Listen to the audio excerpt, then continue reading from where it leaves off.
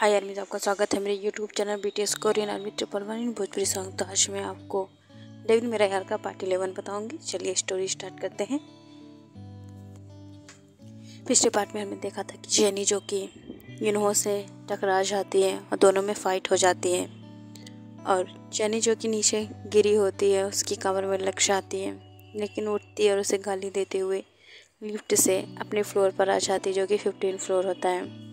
वो जेके को कॉल करके अपने फ्लोर पे आने के लिए कहती है कि आओ और तुम्हें जो फैशन डिज़ाइनिंग पसंद है आके देखो, तुम्हें बहुत अच्छा लगेगा। जेके बहुत ज़्यादा खुश हो जाती है इस कॉल को अटेंड करके। ते जो कि ऑफिस में नहीं था, इस वजह से जेके जो कि तुरंत ही अपना काम फिनिश करके अपने फ्रेंड के पास चली जाती है। 15 फ्लोर पे आते ही जेके जो कि पूरा फ्लोर देखकर खुश हो जाती है। उसमें इतने खूबसूरत कपड़े होते हैं और इतने प्यारे लग रहा था कि वो बहुत ज़्यादा ही खुश हो जाती है और गलती से उससे एक ड्रेस गिर जाती है, जिसके लिए एक लेडी आकर उसे चिल्लाने लगती है कि तुम यहाँ पर क्या कर रही हो, इस डिपार्टमेंट की तो नहीं लगती हो, तो तुम कोई पागल हो क्या, ये घूमने की जगह नहीं है, तुम यहाँ पर क्यों आई हो। उसको बहुत सुनाती है। तभी वहाँ पर जेनी आ जाती है और कहती है कि मैम ये मेरे साथ है। तो फिर वो औरत कहती है कि ओके, तो अपनी फ्रेंड को कह दो कि थोड़ा सामानों से दूर रहे और यहाँ पर घूमने के लिए आने की क्या ज़रूरत थी, ये घूमने की जगह नहीं है। वहाँ पर एक मॉडल जो कि तैयार होती थी, जो कि नंबर 1 पर होती है, बहुत ज़्यादा ही खूबसूरत थी। जेके उसे देखकर कहती है कि ये तो वही है ना। तो जेनी कहती है हाँ ये वही है, तुमने सही पहचाना है। उसे देखकर बहुत ज़्यादा ही वो खुश हो जाती है और वो उससे मिलने के लिए जाती है, लेकिन उससे मिल नहीं पाती क्योंकि इसके असिस्टेंट उसे भगा देती है, जो कि मीरा होती है। मीरा उसे भगा देती है कि तुम ऐसे नहीं मिल सकती हो, मॉडल है ये हमारी और ऐसे किसी से नहीं मिलती है। जेके को बुरा तो लगता है और उसके ड्रेस पर जूस गिरा हुआ था, जो कि उस ड्रेस के ऊपर भी गिर गया था, जिस वजह से जेके को डांट पड़ी थी। और उस ड्रेस पे जूस गिरने के बाद जेके से वो ड्रेस भी नीचे गिर जाती है, क्योंकि जेके तो तोड़फोड़ करने में माहिर है। और ऐसे ही जेके वॉशरूम जाकर अपनी ड्रेस क्लीन करने लगती है और तभी उसे कुछ आवाज़ें आती हैं।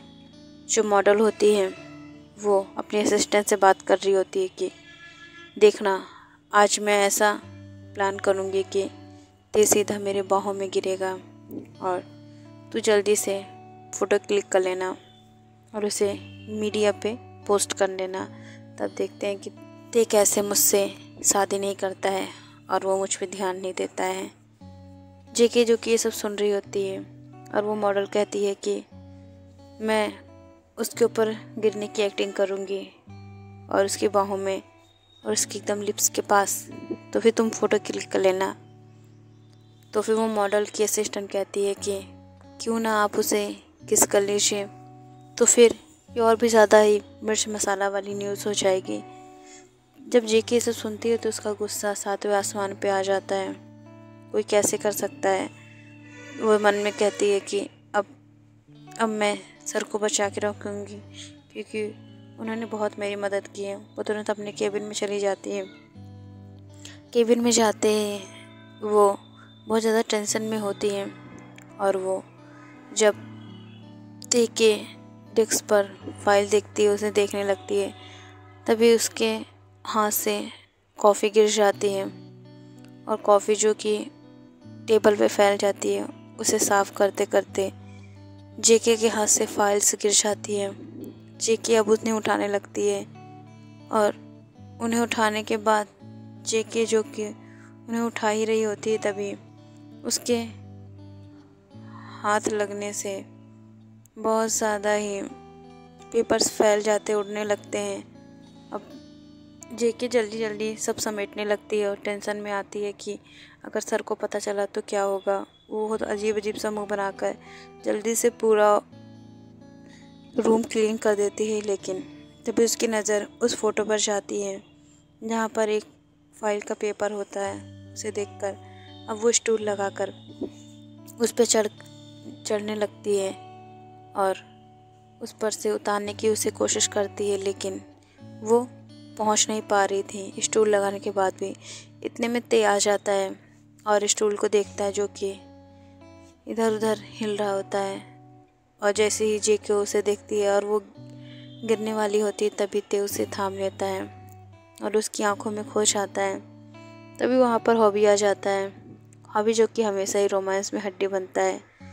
जब भी ते को करीब आते हैं तो हॉबी ऐसे ही केबिन लॉक करके अंदर आ जाता है, जिससे कि दोनों का मूवमेंट ही स्पॉइल हो जाता है। जेके को ते बहुत गुस्से से घूर रहा होता है।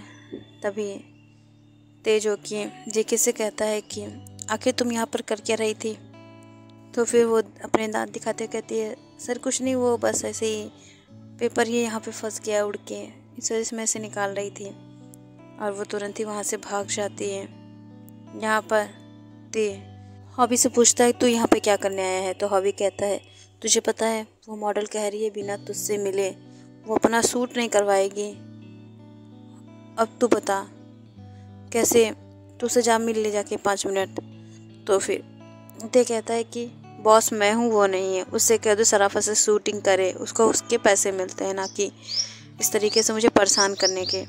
तो हॉबी कहता है कि 5 मिनट की ही तो बात है, तो मिल लेना जाके। तभी जेके अंदर आके कह रही है कि सर प्रॉब्लम क्या है, सर मना कर रहे हैं तो मत भेजिए। तो फिर हॉबी कहता है, तुम्हें पता है अगर उसने फ़ोटो नहीं शूट नहीं कराया तो बहुत बड़ा लॉस हो जाएगा। तो फिर जेके ते को समझाती है, लेकिन हॉबी कहता है कि बहुत ज़्यादा प्रॉब्लम हो सकती है। तो ते कहता है कि ठीक है चल, अगर उसने कुछ उल्टा सीधा किया तो उसका मुंह फोड़ दूंगा। जेके जो कि उससे जाते हुए देखती है, तब उसे याद आता है कि नहीं मुझे सर को बचाना होगा, और वो उसके पीछे पीछे वहाँ पहुँच जाती है। जब ते उस मॉडल के पास जाता है तो मॉडल उसके पास कैट वॉक करते हुए आ रही थी और वो उसकी बाहों में गिरने वाली होती है। तभी जेके जो कि उसके पास आ रही होती है और वो वहाँ पर वायर्स बहुत ज़्यादा फैले होते हैं, उसी में फंस कर वो गिरने वाली होती है कि ते उसे थाम लेता है और दोनों ही गिर जाते हैं और उनके ऊपर एक चादर गिर जाती है, जिससे दोनों क्लोज हो जाते हैं। दोनों को कोई नहीं देख सकता था। यहाँ मॉडल आग बबूला हो रही थी क्योंकि इसका पूरा प्लान ही फ्लॉप हो चुका था और वो बहुत ज़्यादा ही गुस्से से पैर पटक रही थी। ते जो कि जेके में खोया हुआ होता है। तभी वहाँ पर हॉबी आता है और उन दोनों को उठाते हुए कहता है, क्या तुम दोनों ठीक हो। तो ते कहता है हाँ ठीक है, और दोनों ही खड़े होते हैं। ते के ऊपर वो मॉडल चिल्ला के कहती है कि तू यहाँ पर क्या कर रही है। तुम जैसे गिरे हुए लोग ऐसे ही मौके ढूंढते रहते हैं, और तुम क्या कर रही हो यहाँ पर, तुम्हें औकात भी है यहाँ पर खड़े होने की।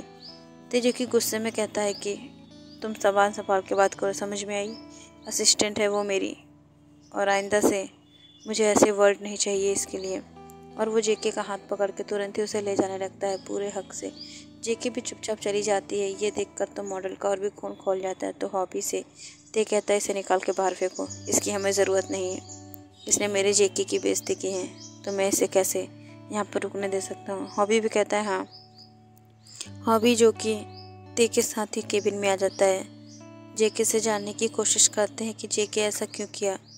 तो फिर जेके उससे सारी बात बता देती है जो भी उसने बाथरूम में सुना। तो फिर ते जो कि गुस्से से लाल हो जाता है, और हॉबी जो कि इस तरीके से समझ पा रहा था कि ते बहुत ज़्यादा गुस्सा है और वो इस मामले को यहीं रफा दफा करना चाहता है। इस वजह से उस मॉडल को निकाल कर बाहर फेंक देता है। मॉडल भी नहीं समझ पाती कि आखिर वो कैसे इसके साथ ऐसा हो गया, और जेके के साथ कोई कुछ भी कहे ते ऐसे नहीं बर्दाश्त कर सकता है। और क्यों करे वो, आखिर अपने प्यार से कोई इस तरीके से बात जब वो खुद नहीं करता है तो किसी और का कैसे बर्दाश्त कर सकता है। जेके जो अब बहुत ज़्यादा खुश थे क्योंकि उसने ते को बचा लिया था। ऐसे ही वो काम करके अपने घर आ जाती है और बहुत ज़्यादा ही इंतज़ार करने के बाद यूनो जो कि कहता है कि दी आप आ गई, आपको मैं कब से इंतज़ार कर रहा हूँ। तो ये दोनों ही बातें करते करते सो जाते हैं। ओके आर्मीज, इस पार्ट को मैं यहीं एंड करती हूँ। नेक्स्ट पार्ट में जानेंगे कि अब देखो क्या करने वाले हैं। क्या ते जेके को बता पाएगा कि वो उससे कितना प्यार करता है, या फिर इन दोनों का प्यार ऐसे ही धीरे धीरे बढ़ेगा। बाय आर्मी, सरांगे स्टोरी को लाइक कमेंट कीजिए और नेक्स्ट स्टोरी शायद मैजिकल हो। जैसा आप लोग कमेंट करेंगे मैं उसी हिसाब से दूंगी, क्योंकि मुझे एक आर्मी ने मैजिकल स्टोरी की डिमांड की है। तो इस वजह से मैं सभी आर्मियों से पूछना चाहती हूँ कि आप लोगों का क्या डिसीजन है कि अगली स्टोरी में मैजिकल दूँ या फिर ऐसे ही तेकुक स्टोरी दूँ या फिर बिलियनर हस्बैंड दूँ। जैसा आप लोग बताइए मैं वैसे स्टोरी दूँगी। और आप लोगों को अगर मैजिकल स्टोरी चाहिए तो आप लोग कमेंट कीजिए, और अगर आप लोगों को ऐसे बिलियनर हस्बैंड चाहिए तो उसके लिए भी कमेंट कीजिए। तो बाय आर्मी, सरांगे।